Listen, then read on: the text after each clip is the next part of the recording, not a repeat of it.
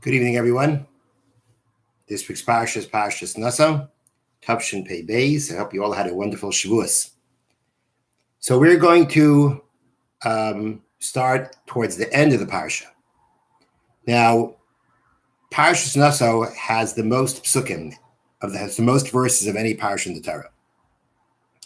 A lot of it has to do with the fact that at the end of this week's Parsha, there's a lot of repetition.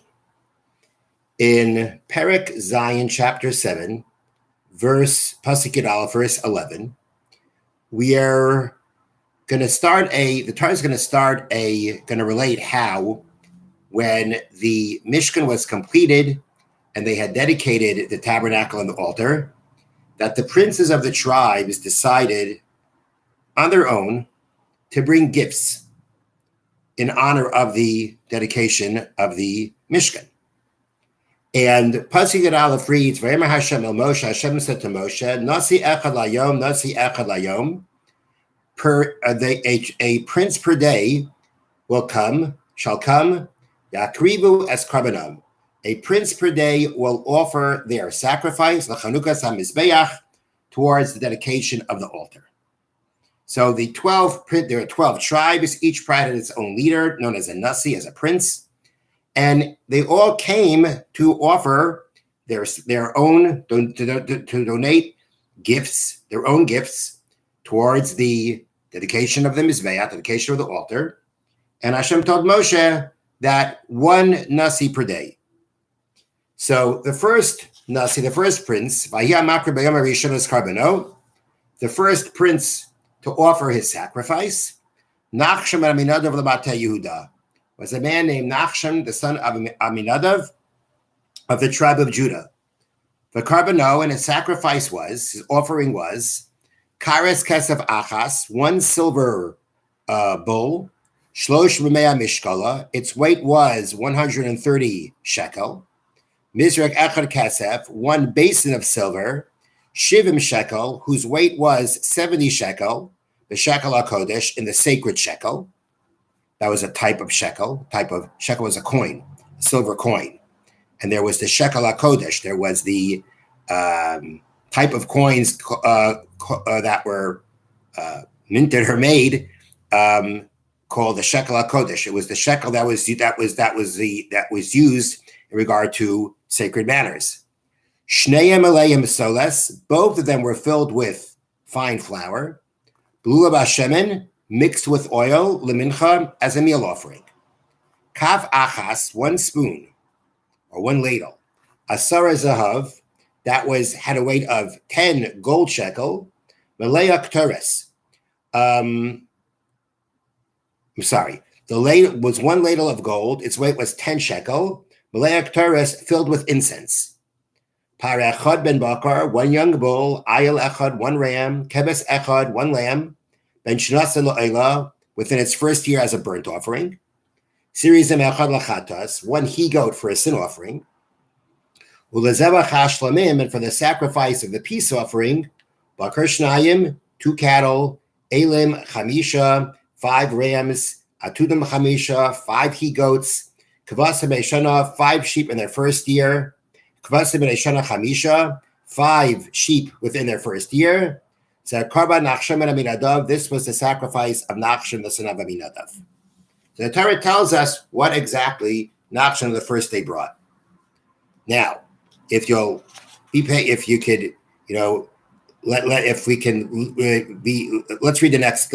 the next day's prince, what he brought. Bayom Hashani, the second day, Hikrib Nesanel ben Tzuar, a man named Nesanel, the son of Tzuar, offered. The Yisachar, he was the prince of the tribe of Yisachar. Hikribas Kabano, he offered his sacrifice. Kares Kasavacha Shloshim Umea Mishkala, one silver bowl that had a weight of 130 Shloshim Umea Mishkala. Its weight was 130 shekel. Mizrak Echad Kesef, one silver basin, Shivim shekel b'shekel HaKodesh, that had the weight of 70 shekel of the holy shekel. Shneim Alehem Soles B'Lashem Lamincha, both of them filled with flour mixed with oil as a meal offering. Kaf achas, one ladle, asara zahav, of 10 shekel, one golden ladle of 10 shekel, Malay Kteres, filled with Kteres. Par Echad ben Bakar, one young bull. Ayal Echad, one ram. Keves Echad, one sheep. Ben Shnasa La'ila, within his first year as a burnt offering. Serizim Echad Lachatas, one male goat as a sin offering. Ulazebach HaShlamim, and for the Shlamim offering, Bakar Shnayim, 2 cattle. Elam Chamisha, 5 rams. Atudim Chamisha, 5 he-goats. Kvasim B'nei Shana Chamisha, 5 sheep within their first year. Zekar ben Nasanel ben Suar, this is the sacrifice of Nasanel, the son of Suar. Does this sound familiar to what happened the first day? It's exactly the same. It's different people, but they both brought the same sacrifices. They both offered the same things.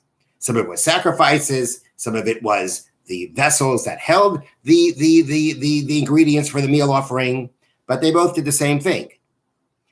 By Yom HaShlishi, on the third day, Nasso of Zebulun, the prince of the sons of Zebulun, of the tribe of Zebulun, Eliyahu ben Chelon, Eliyahu the son of Chelon. I'm not going to test you to ask you. I wouldn't try myself to go ahead and list what his gifts were, but if you'll take a guess, they were the same.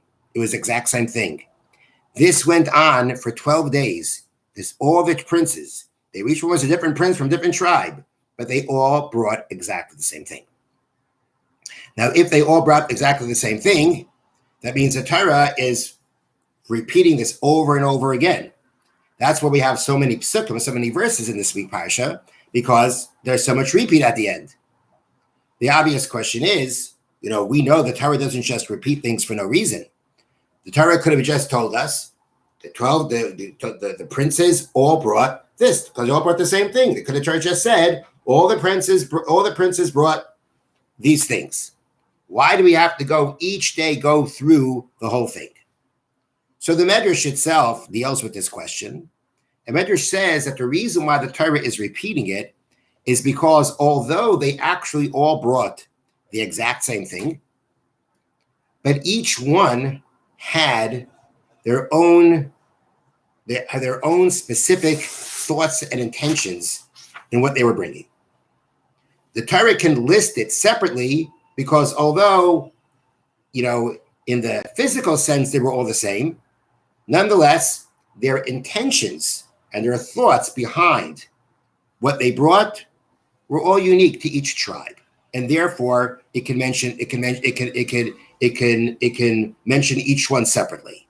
Because although I would say physically they're all the same, but in the spiritual dimension, in the intent that was put into what they were doing, they all had different intentions and different thoughts, and therefore they're all listed as separate sacrifices. The question still is there a reason why they all brought the same thing? I mean, if there were different intentions in what they were doing, then why wouldn't that, manifest itself in a physical way? So the Medrash says that they had a very practical reason. They didn't want to make any competition. They didn't want to make it that, one person brings one set, and then the other has to bring something different, and the other wants to think about something different. It could turn into a competition of who's going to be the one who brings, the most unique one. They all realized that instead of getting into that possible danger of trying to outdo the other one or giving the appearance of outdoing the other one, that they decided we're all going to, they saw what the first one brought, they saw what the first prince brought, and then the next one decided to bring the same one, and the third one decided to bring the same one, the fourth one decided to bring the same one. It was all about making sure that we kept it without any kind of competition or impression of competition.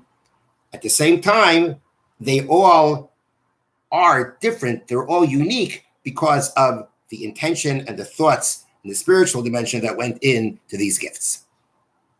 So there's a really interesting thought that I saw from Rabbi Naftali Reich of Muncie that comes out of all of this. And that is that there are certain things that we do in our practice of Judaism that are established and are kind of set in stone how we do it. So for instance, the Torah has a set form, right? The Torah, whether it be Torah, the prophets, the scriptures, Talmud, there's a set form. to what it is. It's not like, we go ahead and make our own Torah. We set out our own scriptures. There's a set form of the Torah, of the Tanakh. Our prayers have a fixed form. Our sages established a standard form of prayer, and that's what we stick to. That's our obligation. If we don't stick to that obligation, we haven't fulfilled our mitzvah.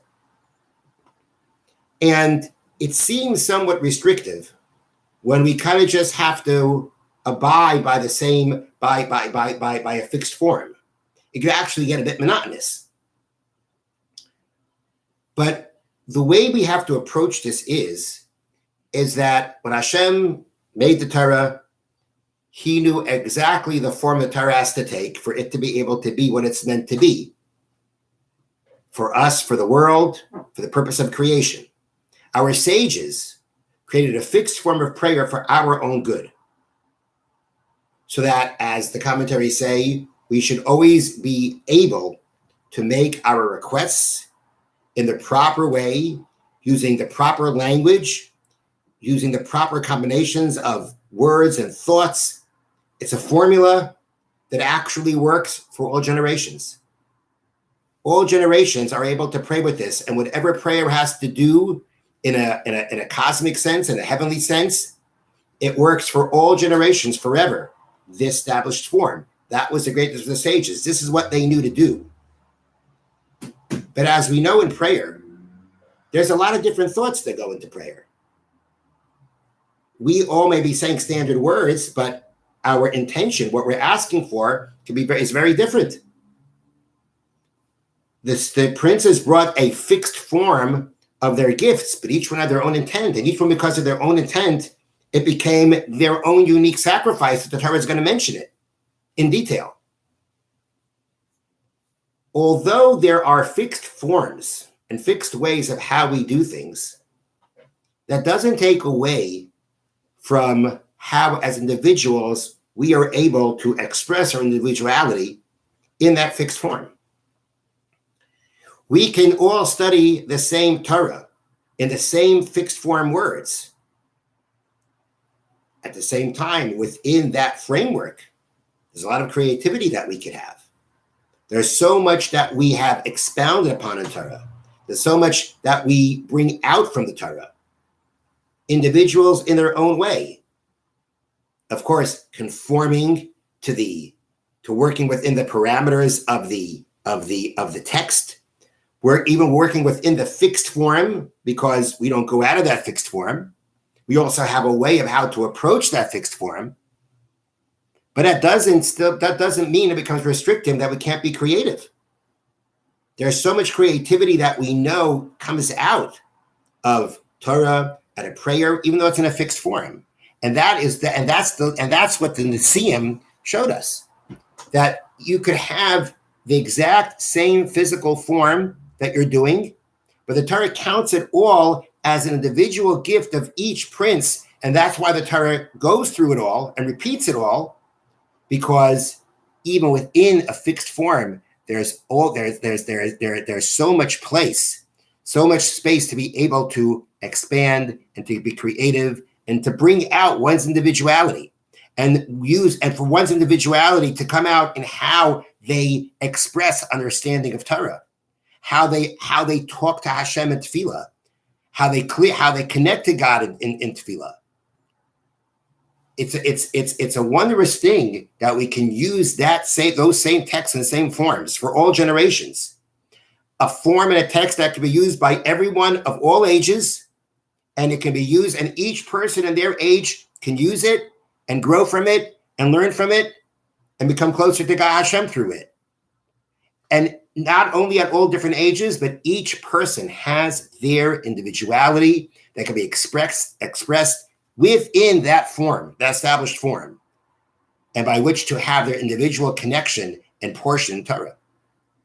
I'm not a musician, and to use that as an analogy, musicians have, let's say you're talking about classical music. So you've got a symphony, or you have a symphony that was written by Mozart or Beethoven, and you've got the notes and you've got the written music, and this is the song. This is the musical work. If you don't work within these musical notes, within this song itself, within the parameters of the fixed song, it's not that song. But each musician still has the ability to bring out their individual creativity and talent. It's not a contradiction. Having an established fixed form, which may seem restrictive and narrow and confining, doesn't have to be that way at all. On the contrary, it becomes the foundation, it becomes the basis to be able to be creative in a beautiful and wondrous way, and to have your individual talents and expression and connection through it. That is what the princes taught us. You can have a fixed form, but that doesn't take away from your ability to be an individual, to express your individuality, to be creative, and to be able to form your unique connection to Hashem through that fixed form. Next thing I want to talk about is the end of the Parsha. It's actually the last pasuk, the last verse in the Parsha. This is Perek Zayin, chapter 7, pasuk Pei Tes, verse 89. You don't usually get that far, 89. Okay, it reads like this. And when Moshe came to the tent of meeting, to the tabernacle, the daberito, to speak with him, to speak with Hashem, Vayishma es hakol midaber elav. He heard the voice speaking with him, or speaking to him, me'ala kapores, from on top of the kapores, asher al aron ha'edus, that was on the ark of testimony, b'bein shnei akruvim, from between the two cherubs. So you had the ark, which was a box that held the tablets, the tablets that Moshe brought down from Sinai. On top, there was a covering called the kapores, and on top of the kapores were two angelic figures called kruvim. So the Torah tells us that Moshe heard the voice of Hashem speaking to him from on top of the covering, between the two the angelic forms. And he spoke to him. So according to the way this verse is describing, Moshe hears the voice of Hashem emanating from on top of the ark. It's emanating from the top of the ark, from between the two cherubs, and coming out to him. So Rashi comments like this. We really have two verses that seem to contradict each other. Kasev Echad Omer, one pasuk says, one verse says, Vaydaber Hashem elav ma'el moed. Hashem spoke to Moshe from the tent of meeting. V'hu chutz leparoches. That has a connotation as from outside of the curtain. Now, the Mishkan was, the setup of the Mishkan was, you had the Mishkan, building. It was actually, the Mishkan building, okay, with its cover. Inside, you had two sections. You had the Kodesh, the holy, and then there was a curtain separating between the Kodesh, the holy, and the Kodesh HaKadoshim, the Holy of Holies. And the Holy of Holies sat the ark. On the other side were the other vessels of the Mishkan, the table, the menorah, the golden altar. Now, we have one verse that reads that Hashem spoke to Moshe from the tent of meeting. That has a connotation of speaking to Moshe, not from within the Holy of Holies, but from outside of that, in the area of the Kodesh, in the area that's not the area of the Holy of Holies where the ark is, but where the other vessels are. Because of Echad Omer, now we have another pasuk, and now these are not here. The first pasuk is in Vayikra, the first verse in Vayikra. Then we have another verse that says, "V'dibarti locha me'al hakaporis." This appears in the book of Shmos. Hashem says to Moshe, "I will speak with you from on top of the cover." So where is Hashem speaking to him from? From the top of the cover, from the top of the ark, or from the area on the other side of the ark? Our pasuk now comes and is able now to kind of decide, to work things out. Moshe ba'ol moed. Moshe comes to the Ohel Moed. V'sham shemeas hakol. And it's there that he hears the voice. He's in the tent and he hears the voice. and he hears the voice that's coming, me'ala kaparis libein shnei akruvim. The voice is emanating from on top of the kaparis, from on top of the cover, from between the two angelic figures. Hakol yoytze min hashamayim. So what happens is like this. The voice comes down from heaven, libein shnei akruvim, to then go in between the two angelic figures on top of the ark. From there, it goes out to the tent of meeting. So that was the system. The prophecy or the voice comes down from heaven to the ark, and then from the ark, it goes to Moshe, who's standing on the other side of the curtain in the tabernacle. That's the process, and that's how all the psukim come together. Moshe hears the voice while in the tent, but he hears the voice emanating from on top of the ark, from between the two angelic figures. So Moshe Feinstein brings out a very interesting point from here.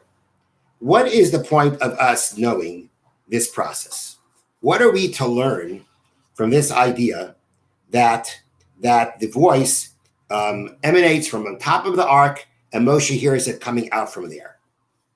So he says an interesting thought, and that is that the lesson here is, or the lesson that we can take from it, is a lesson about how we perceive or hear the voice of God in our lives.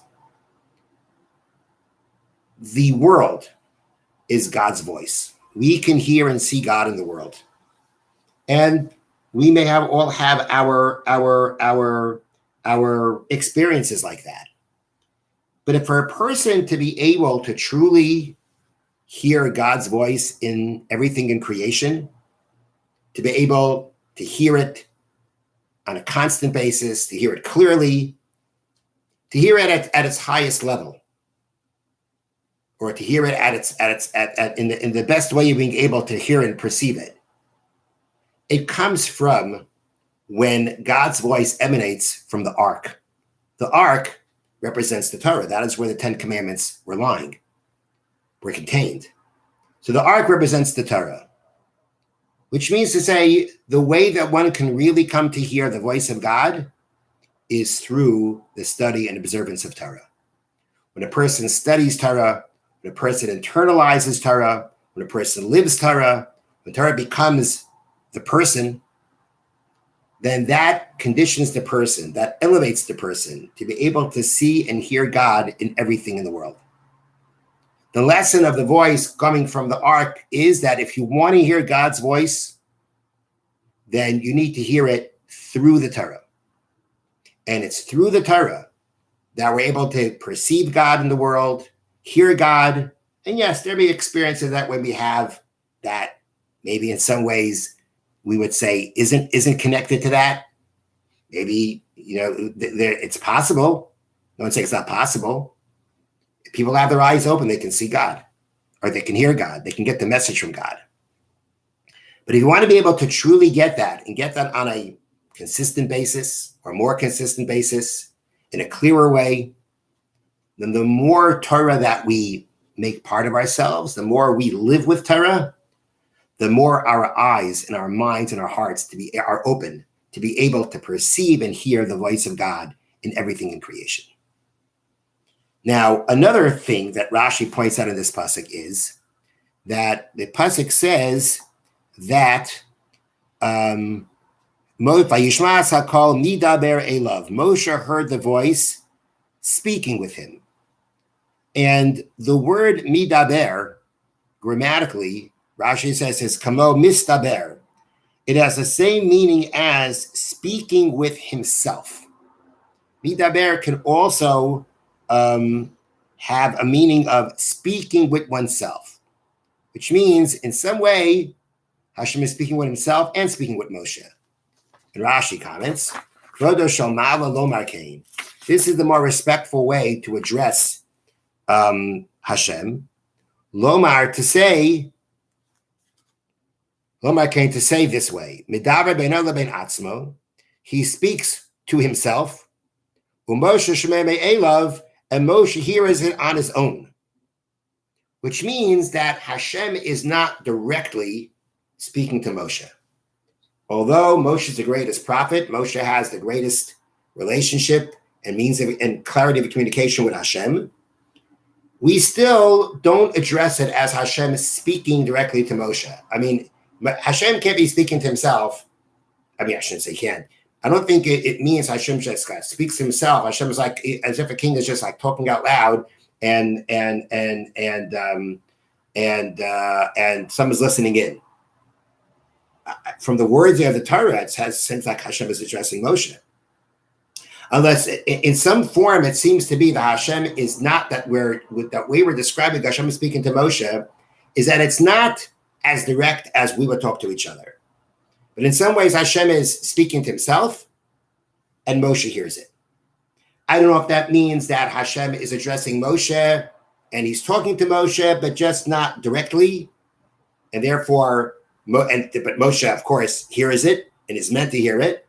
Or in some form, Hashem is kind of speaking out loud about something, not even addressing Moshe, but of course saying it so that Moshe should overhear it, so to speak. I'm not sure exactly how to explain it. But it does mean that when Hashem is addressing Moshe, it is not in it's not being described as a direct communication. It's somewhat indirect. Hashem is not talking directly to Moshe, but Moshe hears it, and of course is meant to hear it. Here, to Moshe Feinstein addresses what is there for us to learn from this. So he says a beautiful idea. And the idea he says is like this. V'nira sharamas behen, the Torah is coming to allude to the idea. Shekenu kol hadavarim misavim ba'olam al yedei anoshim v'chomasa umasa. Regarding anything that happens in this world through the actions of people. Everything is decreed from Hashem. Somehow or another, we have the free will to choose what we're doing, and at the same time, it all fits into Hashem's decrees of what he wants everyone to experience. As our sages say, a person doesn't bang his finger below, unless it's decreed from above. Whatever happens to us has been decreed from above.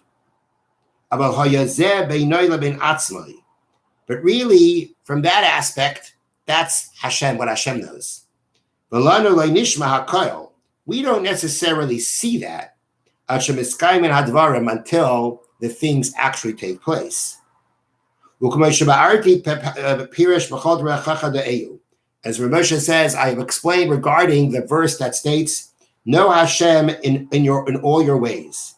Hashem, a God-fearing person knows that whatever happens to him, he knows that he is fulfilling Hashem's will. Know God in all your ways means whatever happens to you, whether you realize it or not, or whether you see it that way or not, you are fulfilling the will of God. Kagain, for instance, America. Those of us, Moshe Feinstein says, who had to leave our country to come to America. We fulfilled Hashem's command. Like Avram fulfilled Hashem's command, leave your land. The first test of Abraham, Parsha, Hashem said to Abraham, leave your homeland. And Moshe says, when people had to leave their own lands, they were doing the same thing. Hashem is telling them, you have to leave your land. You need to leave your land. Avraham Avinu knew the command. He knew that clearly. Hashem told him that. And he did it for the sake of Hashem's command. We didn't know. We did it as if we're just doing what we feel we should be doing or what we have to be doing. But really, we're fulfilling Hashem's command, Hashem's decree. Okay.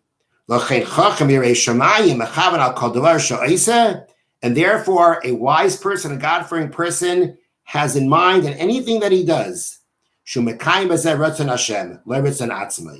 not fulfilling his own will, he's fulfilling the will of Hashem.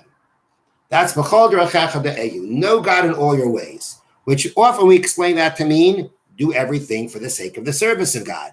And Moshe Feinstein is adding, what it means is whatever you do, know that you are right now doing a mitzvah. You're fulfilling what Hashem wants you to do. There is nothing in this world that we do that is not a fulfillment of Hashem's command.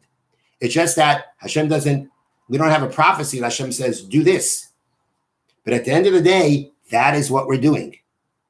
And that's the lesson of Hashem is speaking and Moshe is listening. There are times in our life that Hashem is commanding us. He's telling us to do something, but it's indirect. It's so indirect that we don't even realize he's telling it to us. But that's what's happening all the time. Whatever it is that we're doing, we're fulfilling Hashem's will. We are right now studying Torah together. Besides the fact that we are fulfilling Hashem's mitzvah to study Torah, the fact that we're doing this right now at this time, in this manner, that's Hashem's will. We're fulfilling a mitzvah just in that. A God-fearing person, a person who lives with Hashem, knows that everything that they have to do is Hashem's command. It's Hashem's decree. He wants us to do this specific thing. And that is the lesson of Moshe, of Hashem speaking to Moshe indirectly. That throughout our lives, Hashem commands us indirectly. And although we don't always see it, and we often don't see it, and we think we're just doing what we have to do, the message here is, no, whatever you're doing is all a mitzvah. Everything's a mitzvah, because there's nothing that we do that isn't part of fulfilling Hashem's plan, Hashem's decree. And if we know that, and we approach everything like that, then our approach to everything we do is elevated and sanctified, because everything is a mitzvah. Have a wonderful evening.